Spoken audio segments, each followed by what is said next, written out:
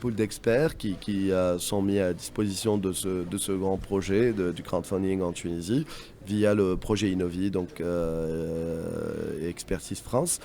Pour ceux qui ne connaissent pas, alors KissKissBankBank, c'est une plateforme, c'est une banque en ligne, c'est quoi?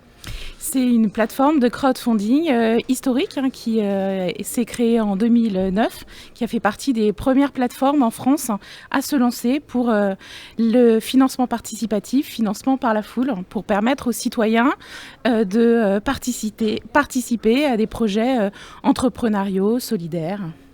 Solidaire. Aussi solidaire, oui, en France, il y a la possibilité sur les plateformes de crowdfunding de financer des projets à but non lucratif. D'accord. Et alors, aujourd'hui, qu'est-ce que ça apporte réellement? Si on peut avoir une idée sur peut-être comment ça a pu évoluer en France, bon, on en parlera aussi avec Arnaud Poissonnier, mais de par l'expérience de votre plateforme aujourd'hui qui opère que sur le marché français On opère sur le marché français et européen, et il y a aussi des projets qui ont été financés pour la Tunisie, le Maroc, via la diaspora.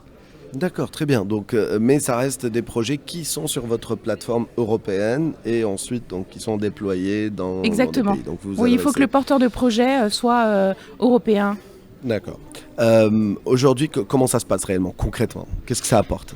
Alors, l'avantage, la richesse du crowdfunding, c'est d'élargir les solutions de financement pour justement ces projets entrepreneuriaux, solidaires, culturels.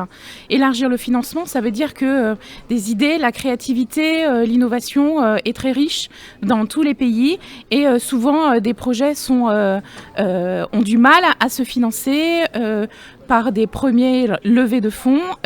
Et donc du coup, le crowdfunding permet justement de donner confiance, de donner crédit au sens premier du terme à ces porteurs de projets pour qu'ils puissent se lancer, exprimer leur créativité sur ces thématiques. Et donc comment ça se passe? Le porteur de projet dépose un projet sur une plateforme de crowdfunding, il anime sa communauté et sa communauté va financer le projet avec différentes contreparties, symboliques ou moins symboliques. Moins symbolique, ça peut être une campagne de pré-vente, en pré-order, et donc du coup un concept peut être lancé et financé en avance de phase, et donc collecter les sous avant de lancer la production. C'est la richesse du crowdfunding, la possibilité, de faire un grand plan de communication pour parler de son projet via une page internet numérique qu'il pourra utiliser pour la viralité sur les réseaux sociaux, et ensuite collecter des sous pour vendre ses produits ou préparer la configuration de son projet. Très bien. Alors, qu'est-ce qu'on peut financer via le crowdfunding? C'est-à-dire aujourd'hui, est-ce qu'il y a des industries plus propices au financement par le crowdfunding, ou en fait, on peut financer tout type d'industrie? On peut tout financer. On peut tout financer. Nous, notre slogan chez KissKissBankBank, c'est lâchez-vous, exprimez votre créativité. L'important, c'est de se lancer. Très bien. Alors, je peux donner des exemples. Justement, s'il y a des exemples d'industries où vraiment vous voyez une activité assez particulière? L'artisanat, c'est vraiment une des grandes thématiques qui convergent avec ce qu'on pourra faire en Tunisie. Donc un savoir-faire créatif également, culturel.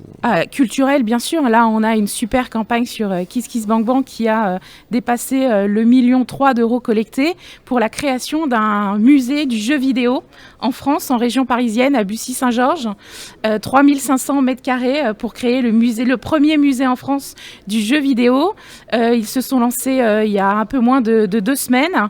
Ils ont collecté 500 000 euros en 2 jours. En 2 jours. Et en 2 jours. 1,3 million en 10 jours, 10-15 jours. Ouais. Là, il reste une petite semaine, et il est probable que ça batte le record de collecte sur KissKissBankBank. Notre record est pour un autre YouTuber qui a collecté pour la création d'un livre 1,8 million d'euros 2 fois, en 2020 et en 2022. Pour un livre? Pour un livre. Très bien, mais c'est magnifique. Donc c'est vraiment, ça peut être un vrai boost pour les industries culturelles et créatives. Vous parliez de l'artisanat également. Avez-vous des exemples pour l'artisanat? Oui, pour de la poterie, de la laine, tout type d'artisanat, à partir du moment où on a un savoir très particulier entre les mains, qu'on n'est pas un bon marketeur, qu'on n'a pas les réseaux, et avec une simple page internet, en étant accompagné et en faisant savoir sa créativité, on a la possibilité de découvrir qu'on a des clients qui peuvent tout à fait acheter rapidement ces offres. C'est également le cas pour des commerces de proximité comme des boulangeries, des boucheries, des librairies. Les librairies qui se lancent sur KissKiss collectent en général entre 10 000 et 20 000 euros. Très bien. Alors, aujourd'hui, est-ce qu'on peut facilement se lancer dans le crowdfunding en tant qu'entrepreneur, c'est-à-dire lancer des plateformes? Est-ce qu'il y a des freins? Quels sont les défis aujourd'hui face à l'essor du crowdfunding? Et là, j'aimerais bien que vous tunisifiez un petit peu votre réponse, oui. Vu que vous essayez d'accompagner plusieurs efforts en ce moment sur le crowdfunding en Tunisie. Alors, quels sont peut-être les défis que vous voyez aujourd'hui, que ce soit lié à des industries en particulier, mais d'une manière générale au crowdfunding, quelles que soient les industries qui financeraient? Alors en France, il y a plus d'une centaine de plateformes qui se sont créées au moment du lancement de l'activité en France. D'abord des plateformes généralistes comme KissKiss, puis des plateformes spécialisées dans le financement des sportifs, dans le financement des entrepreneurs, dans le crowdfunding immobilier. Donc le marché, c'est d'abord porté par des généralistes et ensuite des spécialistes. Donc moi, j'ai envie de dire en Tunisie, comme le slogan de KissKissBankBank, l'important c'est de se lancer. L'écosystème est prêt. On travaille sur ces sujets depuis 2016. Les régulateurs sont prêts, portés par l'agence API qui a vraiment tout fait pour aider à rendre possible cette activité en Tunisie. Donc, bien sûr, il y a des freins. Bien sûr, c'est compliqué. C'est de l'entrepreneuriat. Donc, c'est pas plus compliqué que lancer une start-up ou une activité en Tunisie. Donc, il faut avoir la niaque, comme tout entrepreneur, penser son projet et vraiment avoir envie d'avoir de l'impact sur les territoires, l'innovation, la créativité, l'entrepreneuriat.